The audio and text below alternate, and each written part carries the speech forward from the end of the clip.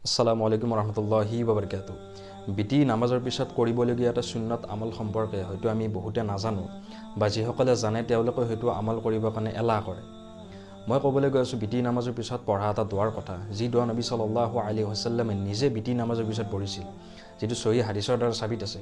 আৰু সেই দোৱাটো হ'ল সুবহানাল মালিকিল কুদ্দুছ। এই দোৱাটো পঢ়াৰ কথা উল্লেখ আছে। এই দোৱাটো 3 বাৰ পঢ়াৰ কথা উল্লেখ আছে।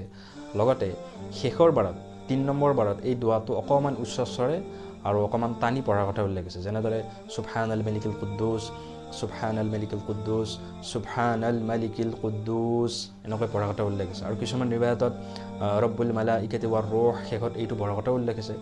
যদি পাৰিলে এই শেষৰ দোৱাটো পঢ়ি ল'ব। যি নহওক, এই সুন্নত আমলটো যদি কোনোবা পাহৰিছিলে বা কৰা নাছিলে, এতিয়াৰে পৰা বিটি নামাজৰ পিছত এই দোৱাটো পঢ়াৰ পাবন্দী কৰি দিয়ক। আৰু বেলেগকো এই ভিডিঅ'টো বেছি বেছি শ্বেয়াৰ কৰক, যাতে মোৰ আপোনাৰ কাৰণে বেলেগেও যাতে এই আমলটো আজিৰে পৰা কৰাৰ কাৰণে আৰম্ভ কৰি দিয়ে আৰু তাৰ সব যাতে আমি সকলোৱে পাই থাকোঁ। কিয়নো নবী সাল্লাল্লাহু আলাইহি ওয়াসাল্লামে এটা হাদিছ আছে যে ফিতনা ফাসাদৰ যুগত যিজনে এটা মুৰ্দ সুন্নত জিন্দা কৰিব তেওঁ 100 শ্বহীদৰ সমান সব পাব। আৰু আমাৰ আয়েশা ৰাদিয়াল্লাহু তাআলা আনহা কৈছে যে যিয়ে সুন্নতক মজবুতি কৰি ধৰিব জান্নাতত সিয়ে দাখিল হ'ব।